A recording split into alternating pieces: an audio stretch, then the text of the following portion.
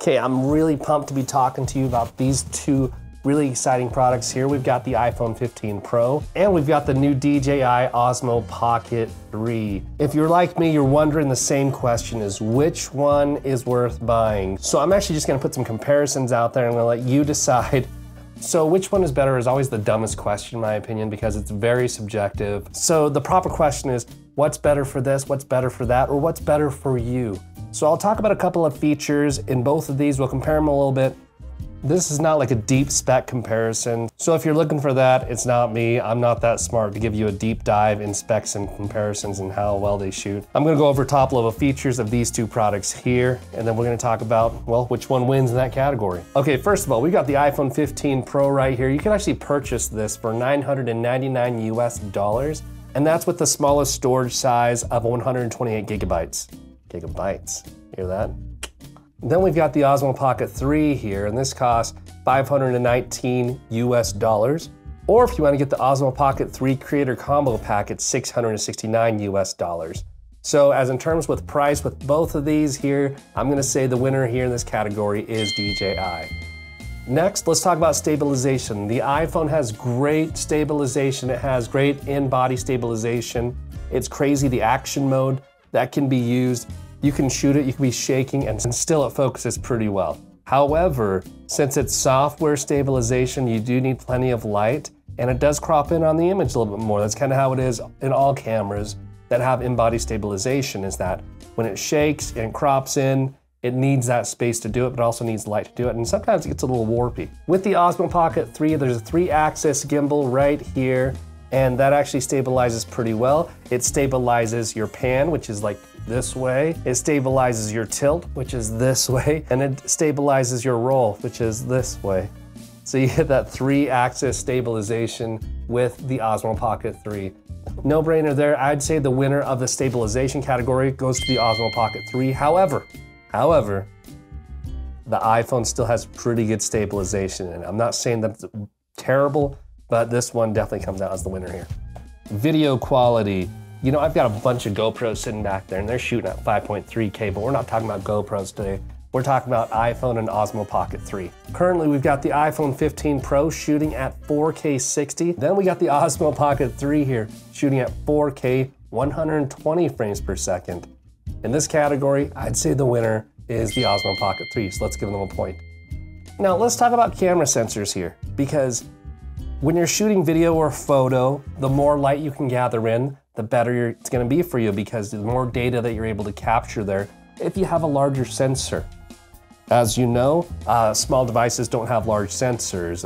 Mirrorless cameras and such, they have larger sensors. Like this Sony I'm filming on has a full frame sensor, which is a larger sensor, giving me a lot more data to work with when I'm editing and filming and everything, the way it looks. So in this category here, we've got the iPhone 15 Pro. It still has a smaller phone sensor. It still has a smaller sensor, but it has some AI in there that they put in there that does like 4 quad pixel processing, which does make it better. However, the Osmo Pocket 3 has a 1-inch sensor. So if we're going by sensor size, the Osmo Pocket 3 has a 1-inch sensor.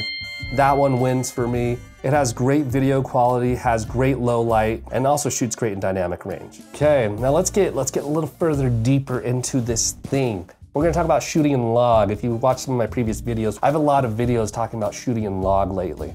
So log, what that means is you can shoot in a color profile that preserves your highlights and lowlights and also preserves more data there for you to color grade later. They both shoot in log. 10-bit video recording, 10-bit color, a lot more color to work with. They both have 10-bit color. I'm gonna give them both a point there. Okay, this next category, let's talk about tracking here. Tracking you, tracking your subject. With my phone, if I set it on a tripod, it's filming me, there is no tracking there. If I'm shooting in 4K and I'm gonna export in 1080, I could at least fake that tracking in post, but there's no tracking on the iPhone, so that's not fair. But if we put on something like this, the Osmo Mobile 6, you could pop your phone on there, and then inside the DJI Mimo app, which works for both of these products, you can do tracking, you can track yourself in there as well. But the price on this is $149 US. So we're adding up here. Now this is $999 to $149 as well. And so our price is getting kind of up there for this setup here. But the tracking on this is such a fun product. I'm just gonna spoil it for you. I think this is an awesome product. But what's cool is I could turn it on. There it is there. And if I triple click to myself, I might as well start pressing record here. And I'm filming myself, but, oh, actually, let me do this. I'm gonna pop this on its stand. I'll point this up. And then now, as I'm recording here, okay, I'm putting this down here. I'm just gonna double tap on my face, and now it's tracking me wherever I go. I could go from here. I could even not even look at it. I could turn around and walk around here, and it's still tracking me. And that's how awesome this tracking is. So I'm gonna talk about this later in a review for just this product, but it's awesome because you could be vlogging, and you could be walking, and I don't even have to look at the camera, but I know that it's keeping me in frame. Okay, so the winner of tracking in this category is, I mean, they both track, but this is also a DJI product. The winner in tracking goes to the Osmo Pocket 3. Okay, I'm gonna take this off here, this attachment battery, this extended battery in the stand, and I can fold this. And there's also this cover case right here. I pop this in here and it's compact and nothing can really get in its way. And I can put it in my pocket. So let's talk about this next category now, is size. I'm already carrying my phone. This is the Osmo Pocket 3. Let's look at size here. iPhone, Osmo Pocket 3, the width. How does it actually fit in your pocket with this cover? So with the iPhone, I can already slip it in my pocket. I already have it there with me all the time. With the Osmo Pocket 3, it doesn't quite fit flat. It almost fits like a brick phone. Like, it's pretty good, but it's like a brick phone, almost like, hello. So it's not terrible. And honestly, you can, you know, put it in your pocket. I don't have that open right now, but you can put it in your pocket and they're both fine. However, if we're comparing apples and oranges here, I'm gonna give this point to the iPhone 15 Pro because its slim profile helps it fit with portability. Doesn't mean this is terrible, still a great size. Wow. Wow, so there's like this flare on here. This looks really cool. This is all natural. There's the sun over there. This isn't fake. This isn't like some effect. But I'm not gonna reshoot. I'm not gonna change it. I think it's cool. Welcome to my world. Welcome to space. Welcome to the future. Did you guys watch Loki, by the way? No, that was wild. That was a wild ending. I digress. Let's talk about cameras. Okay, because the Osmo Pocket 3 has one lens on it, you only get one field of view. However, there's also this lens right here that gives you a 15mm view, and you can snap that on there. So you get two lenses here. I'm not gonna get too particular on the iPhone because they market it as 6 or 7 different lenses. You technically only have 4. I'm gonna say you have 4. You have these 3 in the back plus the one on the front. So I'm gonna say you technically only have 4, but 4 over 2 lenses, 2 fields of view, I'm gonna say lens options, the iPhone wins in this one. Now let's talk about screen for feedback. Using your iPhone, you could film a video like this. You could film it and you could shoot with a front-facing lens. However, the front-facing camera isn't the best camera. It's one of these, it's this one in the back, and even the ultra-wide camera there is great to shoot with. But when you shoot, you don't get video feedback. You're taking a guess at where you're filming at. But with the Osmo 3, when you have this little screen right here, you get that feedback. You're able to see and monitor what you're filming. If I flip it around just here and just film myself, I'm able to have that screen feedback to monitor what I'm filming, whether it be myself or what's in front of me. And I see that in front of me, in front of my hand all the time. So for screen feedback, I'm gonna give the point to the Osmo 3. All right, so the next thing here is we have a little bit of, I'm gonna say cheating, but a great feature to have as well. I'm gonna spoil my next video, but this is honestly almost the perfect camera for vlogging and traveling with. But the reason why I still shoot with a mirrorless is because I want that quality of the bokeh blur. I want that blurry background. I want that cinematic look.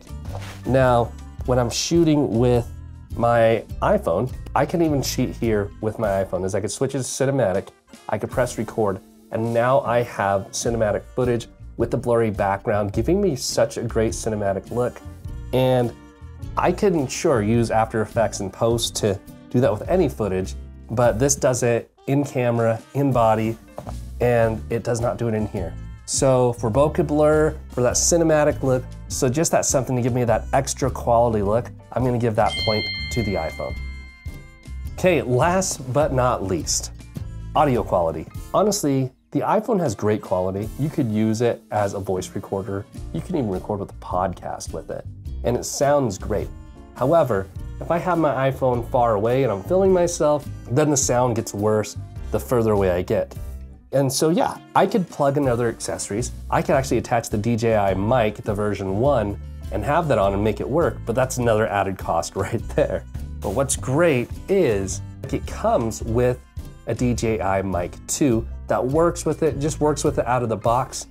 And it has 32-bit float recording. That this entire video right now, the audio on it is filmed, is I'm actually wearing the DJI mic 2 right here.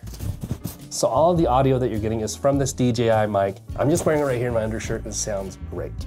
So point for audio is gonna go here for the DJI Osmo Pocket 3 because you not only have this audio, but you could record audio on here as well, which isn't terrible. It's probably honestly just as good as the iPhone. So we covered a lot today. Going over just those few specs. Who wins in this duel? Drum roll, please.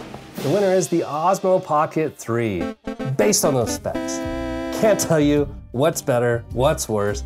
Just based on those specs, when I broke them down one by one, I can tell you who the winner is. And it's this one right here. So I hope that helps you make your decision on what you want to do. If you already have an iPhone 15 Pro and you're wondering if you should get this camera, hopefully that information helps you make an educated decision on what you want to do next. But I hope you found value in this video, and if you did, please hit that like, subscribe button, leave a comment below, have that discussion with each other. And I appreciate you stopping by, and I'll see you in the next one. Thanks for stopping by. Peace. Okay, now I'm gonna stop recording.